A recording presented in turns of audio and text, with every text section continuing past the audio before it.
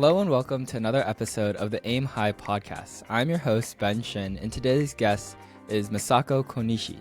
She is the Chief Merchandising Officer at Forever 21 and has also been recognized as a top 50 woman leader in consumer products for 2024.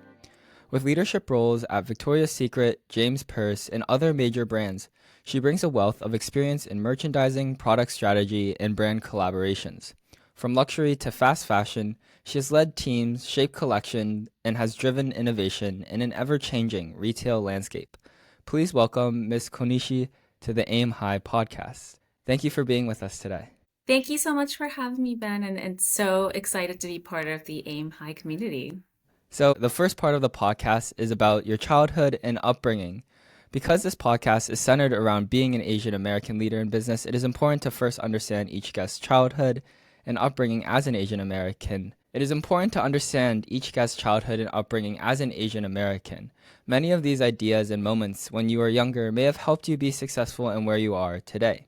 So first off, could you explain your childhood situation growing up? Where did you grow up? Did you have any siblings? What were family dynamics like?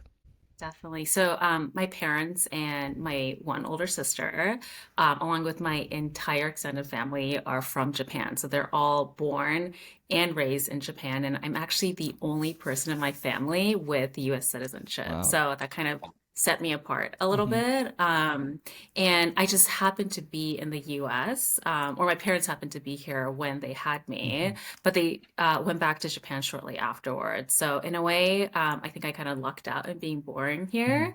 But a lot of my early childhood, sort of those formative years, were in Japan. Hmm. And a fun fact about me is that, like many immigrants, I didn't speak any English until I immigrated Hmm. here for the second time. And that was in first grade. Hmm. So English, completely brand new experience. And from elementary school, I ended up staying in the US all the way through high school, then into college. And I had what I call a tri-coastal experience. So I went to elementary school in Philadelphia, which is East Coast. We moved out to Los Angeles for middle school. And then in high school, I was in Houston, Texas. And then I ultimately ended up going back to the East Coast for college. So just got to see all aspects, the good and the bad of a lot of parts of the Yeah, US. and what was it like immigrating for the second time and growing up speaking no English at such a young age and just like trying to learn? It's such a great question, Ben, and I think one of the nuances within my family is that my parents never technically immigrated to the States. They ultimately knew that they wanted to go back to Japan for Mm, retirement, which is where they are right yeah. now. So I had a really kind of interesting, unique experience in that outside of the home, it was 100% English. All my friends and I was speaking English. My sister and I actually ended up speaking in English as well. Mm, But inside the home, when my parents were present, it was 100% Japanese. mm, So in that way, I think I really benefited from growing up in a bilingual environment, which I'm actually trying to do with my two kids right now. I have a 5-year-old and a 9-year-old.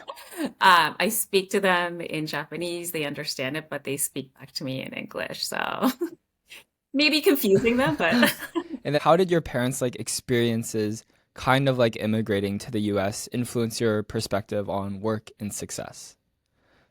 yeah, yeah. Another great question. I think a lot about how the world has changed from when my parents were young to now. They actually grew up in post World War II Japan, so they Mm, were born in the 40s. And just thinking about the tremendous change that happened from basically this society that needed to be completely rebuilt after the war, mhm, all the way to now. I think that kind of the resilience and the work ethic is something that really trickled down to both me and my sister. mhm. And I think the other kind of theme throughout my experience, as well as a lot of Asian American friends that I have, is the importance of education, Yeah. especially coming out of a moment of rebuilding society. What are some sort of the markers of success? What are the building blocks of getting to a better society? And it comes from education. So that's something that was really instilled in me from a younger age, not just through school, but also educating yourself myself outside of school through things like, piano. I did violin, I did a bunch of martial arts. And so, kind of from a cultural aspect as well, education was really, really important. And what I just said, like, sounds like such a typical Asian American childhood, right? Great, piano, violin. So many people emphasize like that I've talked to the importance of education and how much their parents emphasize that. So yeah. Exactly, hmm exactly. And then did you feel any pressure to maybe like conform to certain expectations, either from your family or like your broader community? Because it seems like your like inside the home was very different from like maybe outside and like at school. Definitely. So I think inside the home, initially when we were very, very young, there were definitely these, I think, aspirations that my parents had that were very typical to Asian American families, Yeah. right? We want you to be a doctor, a lawyer, or, a business person, whatever that meant, right? But I think, one of the things that I credit my older sister for is she really helped to manage all those expectations because she went into Uh-huh. music. So she is a classically trained pianist. She was in some form of education for 18 years. So she has, undergraduate degree, a master's degree, postmasters, and she ultimately got her doctorate in classical Wow. music. And now she's on the faculty of a liberal arts college out in Virginia. But I think to be able to kind of show, right, my parents and also our extended family that something outside of those more traditional forms of careers was hmm possible, I think definitely helped me go into something like fashion and Yeah. retail. With more Yeah. support. And I mean, my parents have been nothing but encouraging, supportive, and just, seeing me thrive hmm in what I'm passionate about, what I'm happy doing, I think was ultimately their goal for first and foremost. Yeah. Were there any specific like experiences or like moments or lessons you learned during your childhood that really like stuck with you and maybe set some foundation for your future success?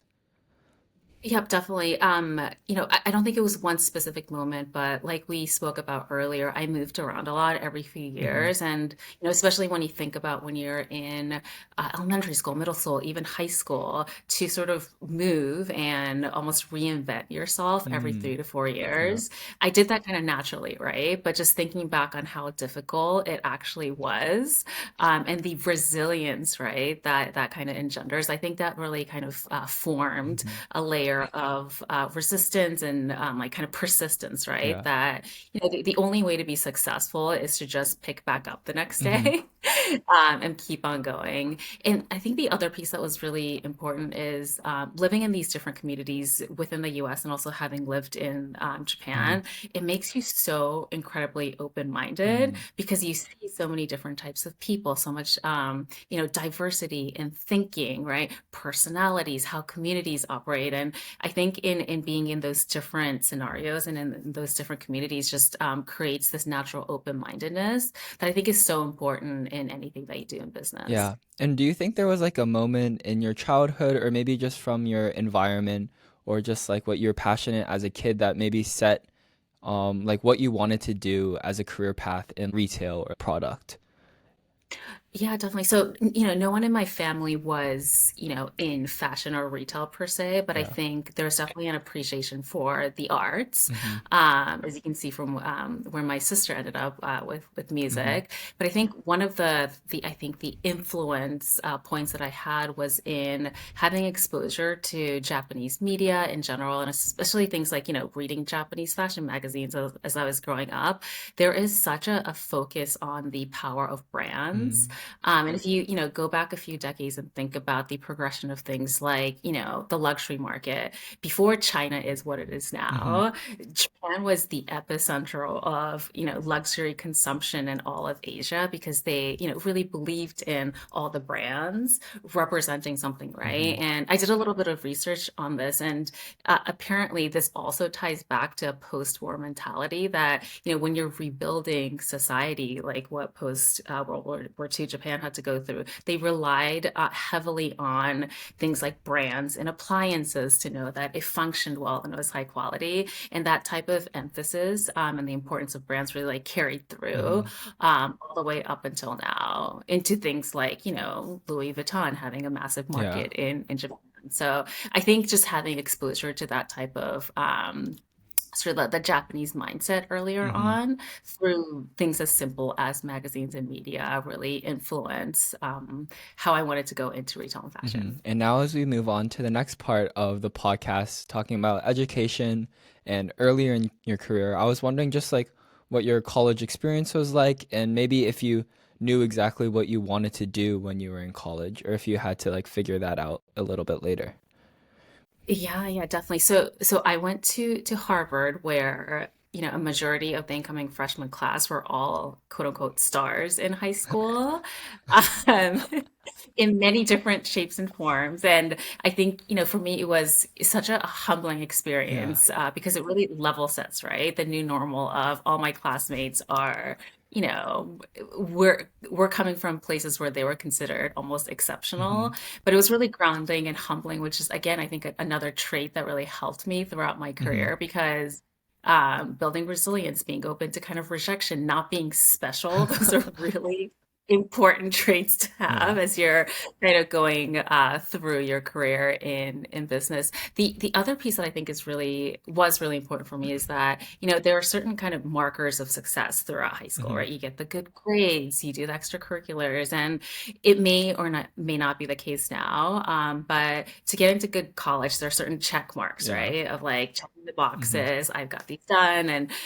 then you get into good college, and in college at Harvard, it was the first time that I really had to rely on an inner voice, Hmm. critical thinking, independent thinking. It was less about multiple choice answers and more about it's the thought Uh-huh. process and the thinking that was more important than the act getting the right answer, Uh-huh. right? They actually prioritize the thought process over getting the right answer. So that was very, very new to me. And I thought that was really important also in terms of like being able to defend your point of view, Mm. and having your own independent thought process. And to your question of whether I knew that I wanted to go into retail, I didn't necessarily know all, throughout my entire four Hmm. years, but I think I made a lot of good mistakes in getting to that point where I wanted to go into retail. Meaning, throughout my 4 years, every summer there's the process of getting the right internship to pad your resume, Yeah. all that fun stuff. But I actually ended up doing a bunch of investment banking Hmm. internships, and I was absolutely terrible at it. Like absolutely terrible. They're probably like, why did this person get this internship? Yeah. And knowing, I think what I'm not good at was just as important Mm. in that experience because again, up until you get to college, you're, generally good at a lot of things, Yeah. right? And it was one of the first times where I knew that I absolutely should not go into finance, and I'm glad that I Yeah. didn't because there are, many, many, smarter people than me who should go into those Yeah. fields. So I was just wondering, did you maybe have like a job like maybe in high school in retail that also could have possibly made you want to go into that or no? Yeah, I had a retail position in high school where I was working at a sporting goods store, more to kind of supplement my allowance more than anything else. But one of the experiences that I was thinking about is the fact that when I was in college, I actually did a lot of martial arts, one of Mm. which was Kendo, which is Japanese sword Yeah. fighting. And the sport itself is very beautiful, very Hmm. ceremonial, but there's actually a component of the wardrobe that was so impactful. You wear indigo dyed uniforms, Yeah. it washes down to like, these beautiful shades. And I think I was enamored with that almost as much as the actual Yeah. sport. And now that I think about it, I think, there's a reason that I spent so many years of my career in denim because it has like the same exact components, Yeah. right? Of indigo dye and washing down. And so Uh-huh. I think there's a lot of commonalities in my high school and college experience of just like little bits and pieces, Yeah. right? Of fascination with like wardrobe and clothing that ended up in what I'm Yeah, doing that's now. so cool. And I was wondering how you landed maybe that first job out of college. And was that at the Gap? I saw maybe from your background. Yes, yes. Hmm. So, Gap Inc., which has the Gap brand, Banana Republic, Hmm. Athleta, and and Old Navy actually, in the industry, it has one of the best training programs for fresh college graduates. So I Mm-hmm. was actually lucky enough to be accepted into that program. That program is still going on Mm-hmm. now. Many of the alumni from the program were actually in, key leadership positions within the retail industry. But it trains you in all of the core functions that are Mm-hmm. important to running a retail organization. So merchandising, inventory management, as well as sourcing. And so for, a lot of college undergraduates who are fascinated by the industry, want to get into it, the barrier of entry to this day is still very high for some Mm-hmm. reason. Not a lot of companies have, great programs like the Gap did to basically train, right, on the job training for students who are fresh out of college. So I encourage that a lot. I think there are a few key organizations within the industry that do have those training programs. And then I was wondering, how did maybe that like transition or like journey from to getting your job at James Purse? Could you maybe walk us through that? Yeah, yeah, definitely. So James Purse, for those of you who may not have been familiar with the brand, is a lifestyle brand based in Southern California. First, became, pretty famous for some of the t-shirts Mm-hmm. when Los Angeles became synonymous with kind of t-shirts and denim production. But one of the things that I stress a lot to anyone kind of looking to grow within retail is the importance of having a strong network of executive Mm-hmm. recruiters.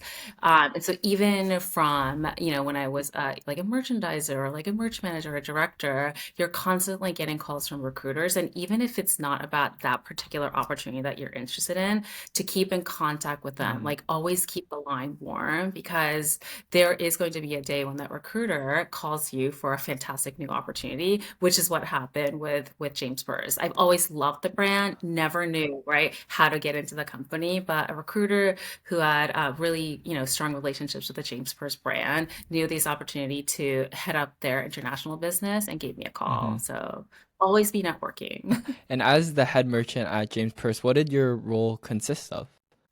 Yeah, yeah. So I had a few different roles at James Purse, but I started off running all of their international businesses. They had stores and a wholesale channel in the UK, Japan, and Canada, as well as places like Mm-hmm. Saint-Tropez.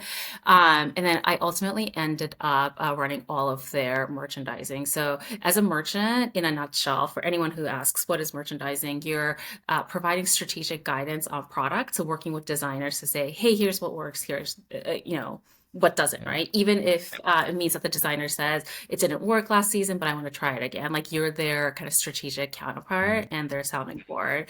And then you're also providing strategic guidance on inventory levels. So how much should you buy? What are your key investments? And thirdly, you're providing strategic guidance on marketing. So although you're not running marketing, you are saying, this is what we invested in. Here are the features. We would love you to feature, X, Y, and Z within a Mm-hmm. garment to really make it saleable and commercial. So that's essentially what I did at James Purse. And in most of my leadership experiences since then, that's what you're guiding as a head merchant or chief merchandising officer. And then how did you then go from James Purse to Victoria's Secret? So another great recruiter reached out and wanted me to meet with their Yeah. CEO. And again, it was a very informal, exploratory Mm-hmm. conversation. Victoria's Secret, for those of you who don't know, is based out of Columbus, Mm-hmm. Ohio. James Purse is in LA. I was a diehard Yeah. Angelino. Never imagined myself moving to Columbus, Ohio, Yeah. but I did because it was such a fantastic opportunity. But Mm-hmm. again, never would have known about this opportunity had I not had a great Yeah. network of executive recruiters that I was constantly in touch with. Yeah. And then what was like the best thing about working at Victoria's Secret? Maybe like your favorite project there? Yeah, yeah. I worked on so many fun things at Victoria's Secret. I would say one of the best opportunities that I had was actually relaunching their swim business. Mm-hmm. So, um, I actually grew up on Victoria's Secret, always wore their swimwear. They actually exited out of the swimwear business in 2016 because they wanted to focus on their lingerie and intimate apparel business. And once I got there, day one, I didn't even know this is what I was signing up for. But one of my projects that was handed to me on day one was to relaunch the swim business after 5 years Wow. of not being part of Mm-hmm. it. So What's interesting in retail in general, especially fashion, is that once you're out of the market, there's so many competitors that come and basically eat your lunch, Yeah. right? So being out of business for 5 years, they lost hundreds of $1 million of market Wow. share. At its height, Victoria's Secret had a $400 million swim business, which went to zero. So that's what we built back up Yeah. from. But the first season, I think we did almost 150 million. Wow. So not 400 Yeah. million, but still in one season to get that much of market share hmm back was super, super exciting. What was like the hardest part of scaling that back up to what it once was? Yeah, definitely. I think a few things here.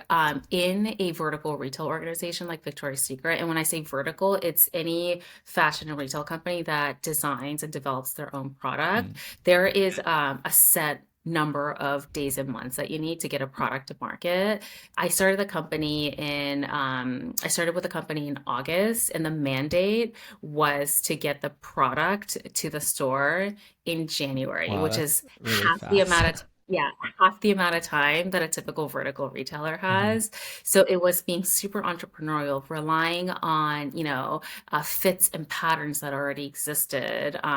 Literally, I was joined at the hip with our head of sourcing and production and just being super creative about, how do you work within the confines of a big organization and use all the resources and infrastructure to your advantage, but how do you cut corners in the best ways hmm possible to create speed to Yeah, market. and what would like a typical day look like for you at Victoria's Secret? Yeah, I never had a typical day because I think I worked on like 15 different things when I was there. But one of the things that I did towards the back half of my time there was a more kind of traditional merchandising leader. I was the vice president of merchandising for everything outside of their bras and underwear hmm business. So in that situation, you're working on multiple seasons, like in any given day, right? hmm You're hindsighting a season that just ended.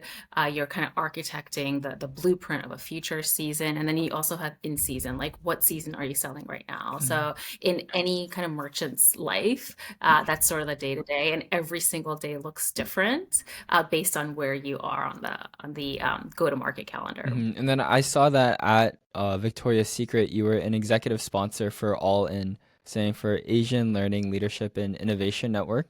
Can you tell me maybe a little bit more about your role on that? Yeah, yeah. So, All In was one of Victoria's Secret's what they call inclusion resource groups. hmm So within D&I initiatives, the big corporation, there are these groups, right, that are there to provide kind of guidance and community to people who identify with that population. So, All In was for Victoria's Secret associates who identified as Asian American, Native Hawaiian, or Pacific hmm Islander. And as an executive sponsor, it's really to provide that strategic guidance, hmm right? Of like, what are your focuses for the year? How are you supporting your community? I'm not kind of managing the day to day because there are other leaders who are more, in the weeds, right? Who can do hmm that, but really kind of setting the tone for what we wanted to accomplish as an inclusion resource group. Yeah, and then also you were a founding member of Victoria's Secret DEI Council, and I was just wondering what you did in that role too.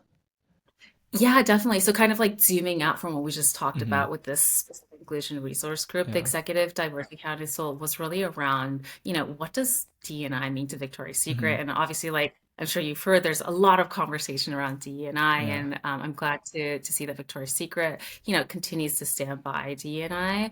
But I think what's really important to kind of think about when you're, talking about D&I is what are those initiatives for, hmm right? So when organizations are first starting out on their D&I journey, there are a lot of events like what we hosted with All In that are cultural, hmm right? Um, Mid-autumn festivals, what is that, Yeah. right? Like, and those are all beautiful events, and it's so important because that's the first step of educating a larger population around these beautiful, important cultural milestones.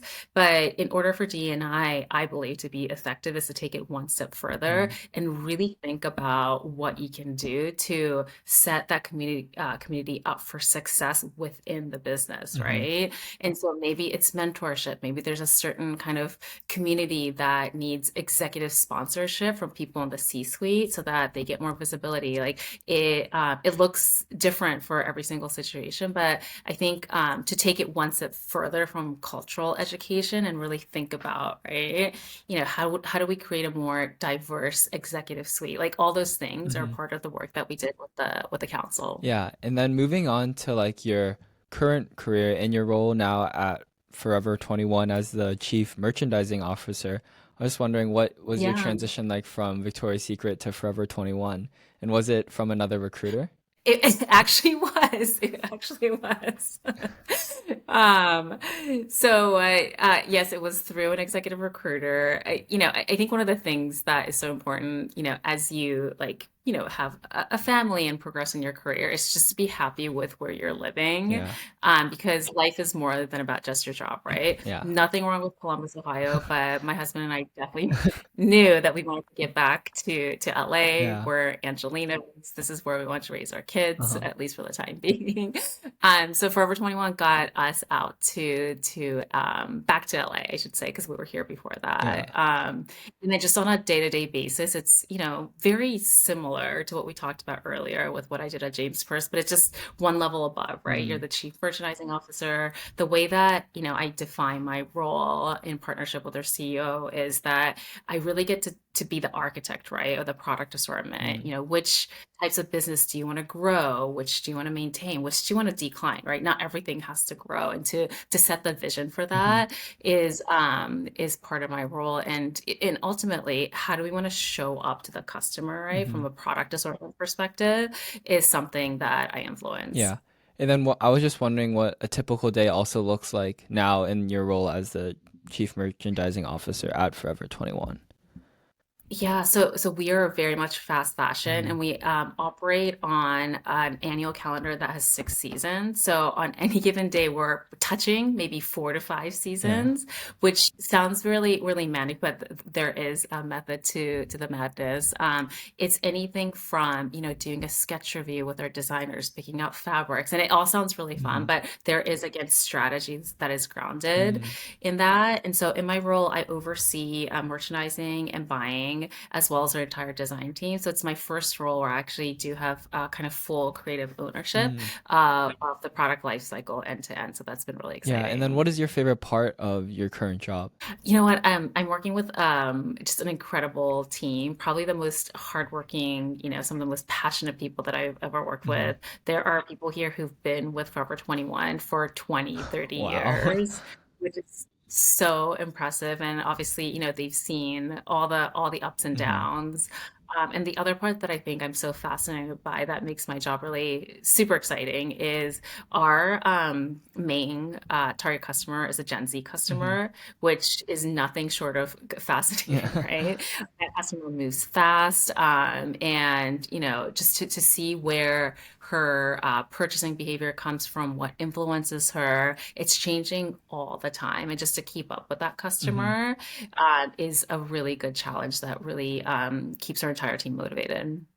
How do you like kind of know what the Gen Z people like want or maybe like are most interested in?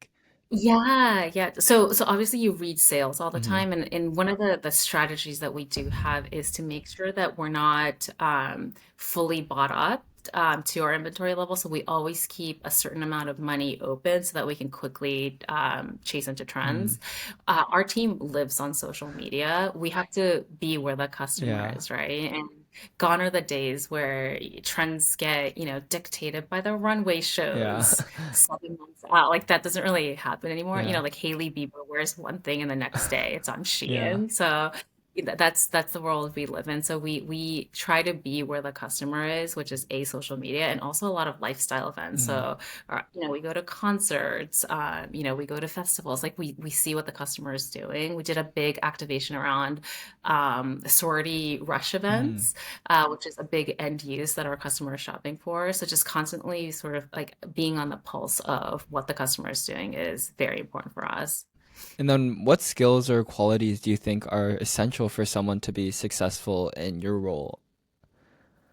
Yeah, I would say that for merchants in Mm-hmm. general, the number one thing that I always encourage and continue to just be passionate about is curiosity. You have to lead with curiosity. Mm-hmm. You can never be complacent because you can hit a trend, but you're never buying enough, or Mm-hmm. like, what is the customer moving on to next? Like you just have to be so curious and never be kind of, sitting on your laurels in a way.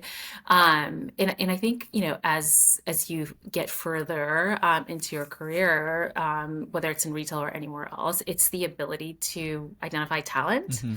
Because, as a CMO, I'm not doing every single part of the day-to-day work, Yeah. right? Like I delegate in a massive Mm-hmm. way, and to select those leaders and identify the people who can not only do the work, but encourage and inspire the Mm-hmm. teams that roll up to them. Like that's been a huge part of my job that, everyone has opportunity, right? Yeah. And I'm still like learning, right? How do I identify that talent and also to keep them Yeah. inspired?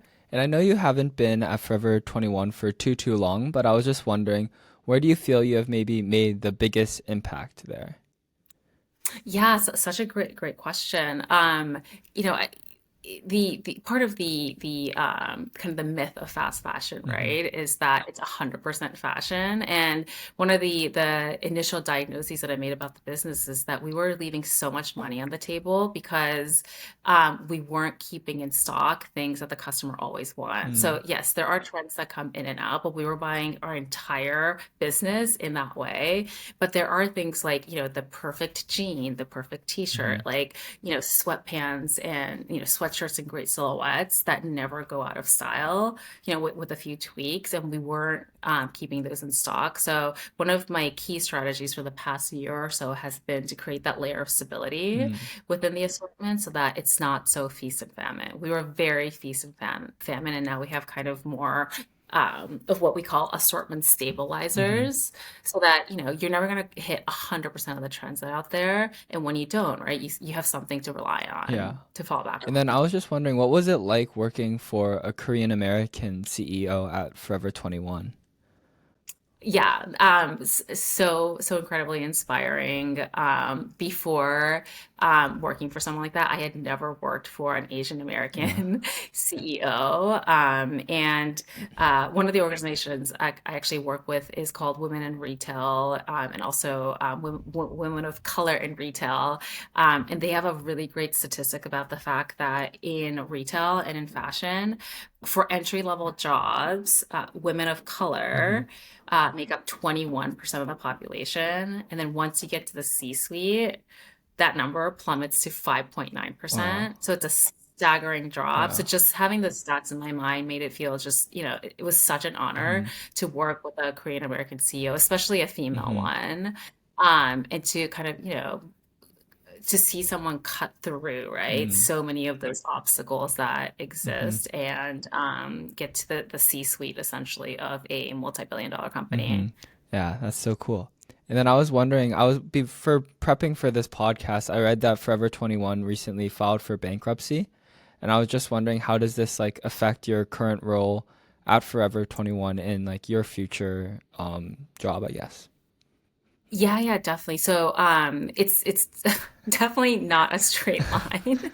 These this past year and a half or Yeah. so, it's definitely been on a turnaround. And I think, while it's a really difficult time for the Mm-hmm. business, Forever 21 has been around for 40 years. Yeah. So there is a level of optimism that, having gone through a bankruptcy, and being able to kind of restructure our debts, Mm-hmm. that there could be a path forward. I've been actually pleasantly surprised by, the investors who are out there, potential buyers who are looking into the brand. Mm-hmm. So, I'm trying to sort of encourage the idea for myself as well as a team of use every moment as a learning Mm-hmm. opportunity, and I'm getting the opportunity actually right now to help pitch the Mm. brand to potential investors and learning an incredible amount from that. Yeah. And also, bankruptcy to an outsider looking in, before I knew what a bankruptcy Yeah. was, it felt very doom and gloom. And our CFO actually put it in such a great way, which is that, without bankruptcy, a lot of the most iconic brands, right, in America still wouldn't exist, Mm-hmm. right? It's just an opportunity for great brands to continue. So, a bit of instability stability right Yeah. now, but perhaps, Yeah. right? Perhaps is an opportunity for this great brand to, possibly continue Yeah. So on. you're helping with like trying to get investors to invest in the company. Is that correct?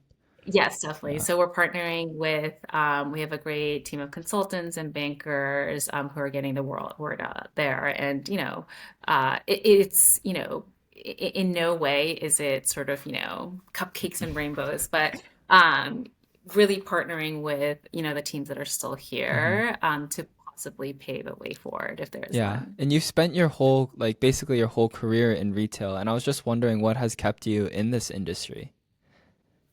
Yeah, we joke a lot in the retail industry that we are suckers for punishment because in retail you are always, always, always wrong. Like even if you hit like an amazing trend and you like hit it like bullseye, Yeah. right? It's just like, Sako, you didn't buy enough, or like you could have made it Yeah.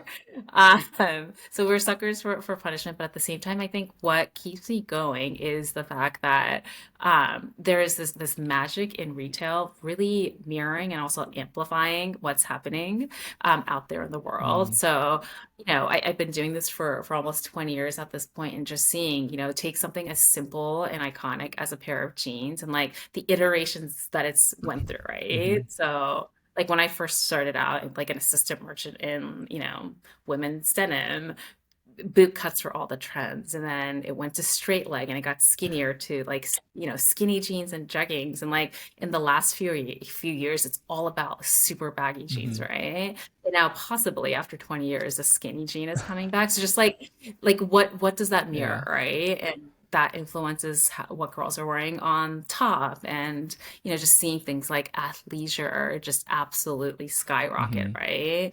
And that happened way before COVID. There's definitely a correlation between the casualization of fashion through like the tech industry, Hmm. right?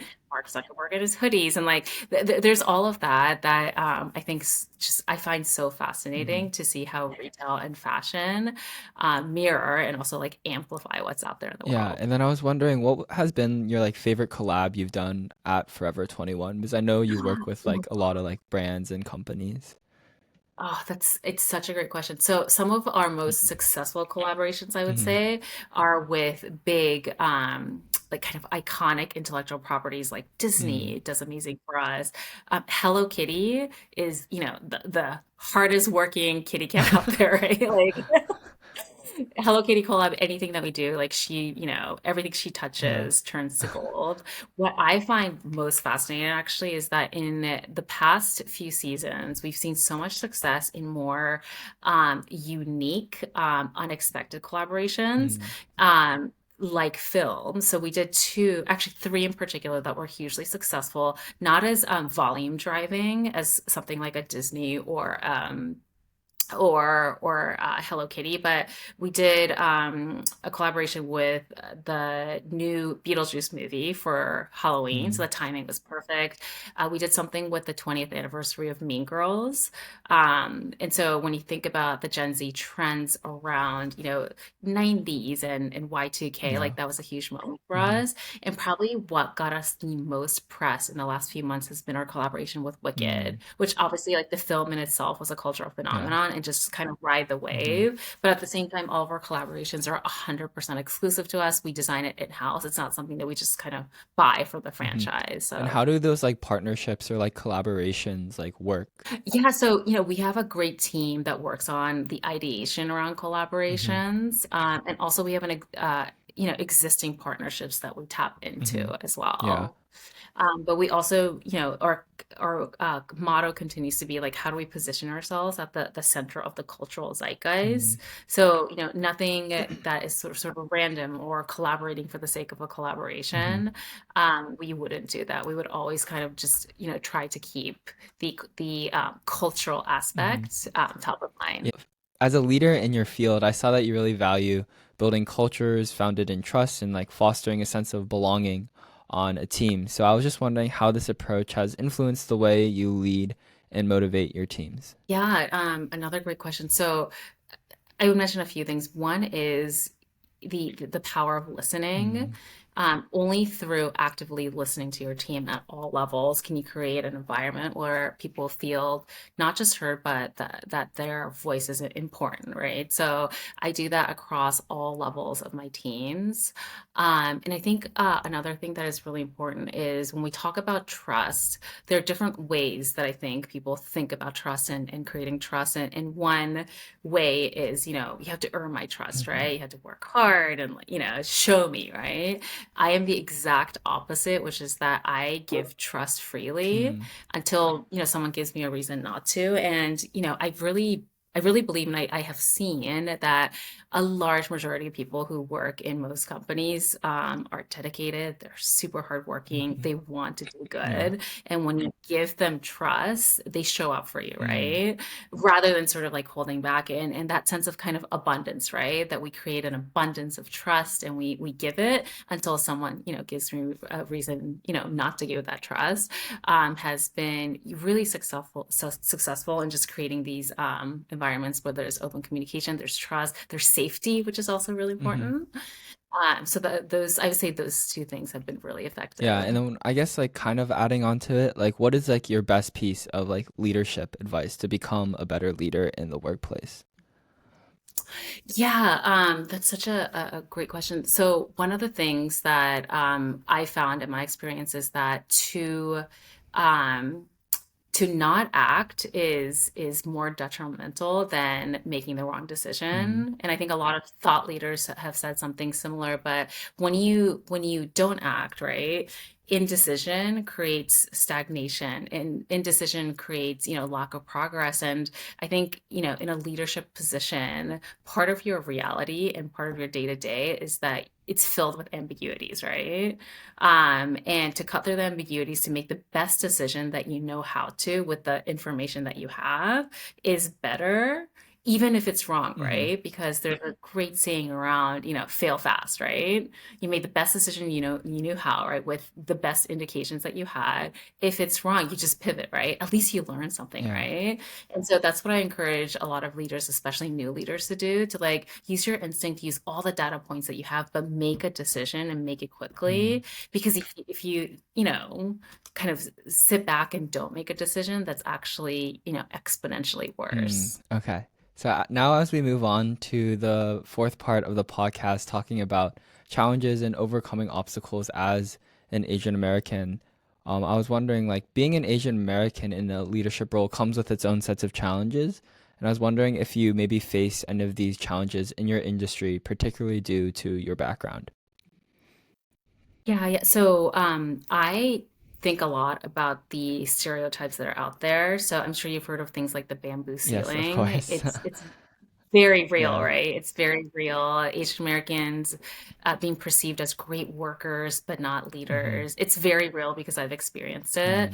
Mm. As an Asian American female, right? There's the added layer of, if you're assertive, right, and decisive, which are very great Hmm. qualities, you're perceived as, this dragon lady. Whereas if you're kind, right, and you really lead with, collaboration, you're perceived as being subservient and meek. Hmm. So you can never get it Yeah. right, right? So I think a lot about those kind of external kind of friction that is out there, Hmm. but I can't control it, right? So I think a lot about what I can control, which are internal challenges. So things like, advocating for myself, taking up space, Hmm. right? Speaking up in meetings, right? With Yeah. insights, those things never came naturally to me. Hmm. I think there are a lot of phrases in many Asian cultures about not wanting to be the squeaky wheel, Yeah. right? Japanese culture is very much about Yeah. conformity, not about the individual. So I had to kind of overcome a lot of those things while still being authentic to Hmm. myself. I had a really amazing mentor when I was first starting out in the retail industry. Like I was in my 20s, fearful of every meeting, didn't speak up, and she was like, "Misako, it doesn't matter what you say, just say one thing, right? One thing in this Yeah. meeting." And I would be thinking, there are vice presidents in this meeting, and Yeah. like, how can I add value? And she's like, it doesn't matter, just say one thing. And part of that message was when you hear yourself talk Mhm. once in that setting, you build a little bit of a muscle, right? And Yeah. then you do it again, you do it again, you just start building that muscle Uh-huh. to the point that now, I still struggle with it if it's, a huge board meeting, but Mhm. I push myself, right? Like I Yeah. have value to add. I know what I'm talking about. But it just takes that initial kind of like okayness with hearing yourself talk. Mhm. I still hate the sound of my own voice, but still, Yeah. it's like have to say something, Uh-huh. that's where you, Yeah, and through this podcast, I've talked to a lot of people, and they always like mention like the bamboo ceiling, especially one person, Dave Liu. He emphasized like the same exact points that you made, so that's really cool. Yeah, and then I was yeah. also wondering, because you worked with the CEO, a Korean American woman, who got to like the CEO, the C-suite at a huge company, what lessons maybe did you learn from her on like how to like break through when there's such like a small percentage of like Asian American women in those like positions? Yeah, yeah, definitely. She said something to me that was so powerful, which was lead with your humanity, Mm, which is so kind of counterintuitive to everything that I've learned before, mm-hmm, right? Which is like have the best strategy and like here's how you execute them, and they're very kind of tactical, mm-hmm, and all those things are still important. But once you get to a leadership level, I think her message to me loud and clear is the fact that your leadership and your presence and your impact comes from who you are as a person. mm-hmm, So when you do have integrity, right, lead with that. If you are a kind person, lead with that, right? Really kind of think about your personal brand and what you stand mm-hmm, for, and have that be at the forefront. And obviously, to get to that point, all those other tactical things, right? Like how you lead the business and strategy and all those things are almost already in place, mm-hmm. right? That's like the work of the work that you have to do day in and day out. But to get to that level, or to really lead with humanity and who you are. Yeah, and then I was wondering what role has your cultural background played in shaping your leadership style and perspective as a business leader, and have you found ways to use it as like a strength in your career? Yeah, so whether it's my cultural background or just my personality in general, I am a classic introvert, and I think overcome a lot of that. A lot of people that I meet don't believe me when I say that I'm an Yeah. introvert, but I've done my research and I'm a classic classic introvert. And 30% of us, 30% of the population in America are considered introverts, and I tell everyone about that because it's something to celebrate, right? And part of the work that we do with diversity is very much around creating work environments and organizations where any type of personality, different types of communication styles, different types of even learning, all those types of people should be embraced, Mm-hmm. right? Because we want to get the best out of each and one of those people. So I kind of lead with what could be perceived, right? Almost like as a vulnerability of, hey, I'm not your classic kind of, American like extroverted corporate Mm-hmm. leader. I'm so not that, but I'm okay with Mm-hmm. it. And to lead with that has been something that I think has been an unlock in my leadership style. Nice. And as we move on to the final part of the podcast with advice and inspiration, I was wondering what is one piece of advice you wish you had before you started your career? Oh, yeah. So we talked about this a little bit earlier, Mm-hmm. but no one ever told me about the power of Yeah. networking. And that word actually, as I think back on my earlier in my earlier years in my career, had almost like a negative connotation. I heard the word networking and I thought, schmoozing at a cocktail party, Yeah. and now it's like trading a few like LinkedIn profiles, and that's what I thought networking Uh-huh. was. But it's actually the exact opposite, right? I had a great mentor who told me about how networking should be grounded in giving without any intention of getting anything back, Mm-hmm. right? And so you meet someone new. I just, recently met a fantastic retail advisor just because we had, a mutual friend in common. We hit it off, and she has a great new book that she wrote and wanted to create more visibility. And she said, "Oh, Masako, like if you think of someone who could benefit from this, let me Uh-huh. know." And I sent her a few contacts of mine who truly I believe could benefit from reading this Mm-hmm. book. And it wasn't about me thinking like, oh, like I'm gonna do this for her, scratch her back, and she Yeah. scratched my back. It's nothing like that. I really want her to Hmm. succeed. And then ultimately, just, completely untimed, Hmm. she ended up introducing me to someone who's now part of my network, much, much kind of later down the line. But I think networking is just about creating these relationships so that, like you are adding value to each other, Hmm. right? But you're not doing that with the intention of getting anything back. You just want the other person to Yeah. succeed. And similarly, we talked a lot about like recruiting, Yeah. right? Recruiting is a little bit more transactional, but like having that network, right, throughout the very initial stages of your career, those recruiters stay with you literally through life. I have one recruiter who says, Masako, you're gonna know me till you die. And that sounds a little bit scary, but it's true, Yeah. right? Because they see you coming up in your career. They know what you're good at. They know what you're not good at, Hmm. right? And so I think just networking in general is such a value add to anything that you do Hmm. professionally. Like you already mentioned twice, mentorship can play like a huge role in one's success. And I was wondering maybe what other, you've already touched on two, but if there were any other mentors that had a really significant impact on you and how you use that and how you now like use those information and mentor other people. Yeah, definitely. One of my mentors used to be the head of global marketing practices at BCG, and she taught me about the power of storytelling. Mm. And the ability to look at your career and say, these are the through lines, right? Of how I've architected my career, Hmm. even though it's not a straight line, is so powerful. So my career is so not a linear line, right? Someone might look at it and be like, wait, why did she jump from here to here to here? That doesn't make any Yeah. sense. But for me, being able to say, diversity and breadth of scope is one of my, through lines, Hmm. right? I wanted to do menswear, women's wear, accessories, and like that's what I intentionally did throughout my career so that I'm not pigeonholed in one thing. Hmm. And just having a few of those points, right, and be able to story tell around that is so such a important, I think, attribute, Hmm. right? And then you parlay that into being able to story tell around anything, like defend your, point of view, Hmm. right? Sell your new business, like whatever you're doing, the power of storytelling is something that I think, should be probably taught Hmm. in Yeah. school and then continue to be sort of instilled throughout anyone's career. Yeah, and then how do you stay motivated, especially during like difficult times in like your business or either like your career?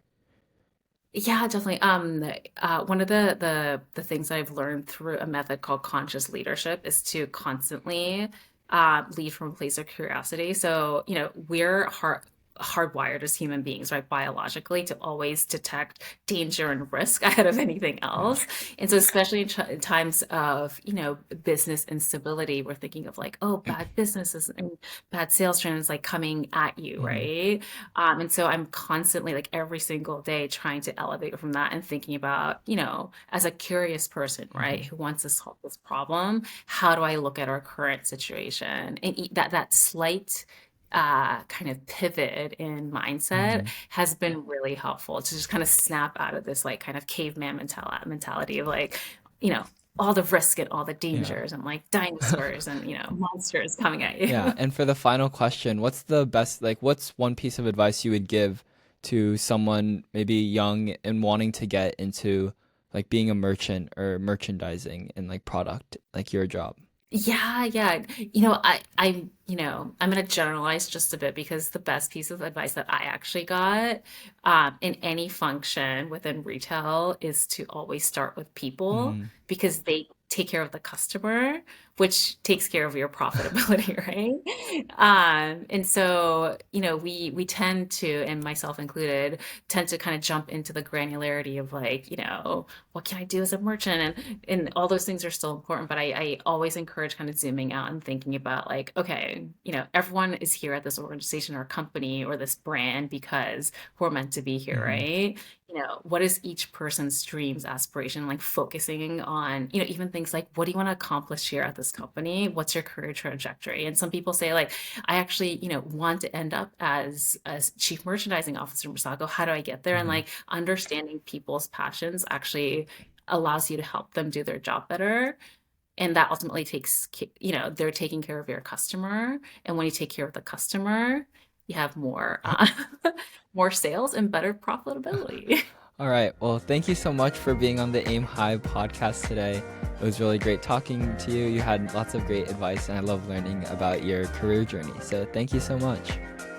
Thank you so much, Ben. I really enjoyed our conversation. I appreciate your time. Thank you.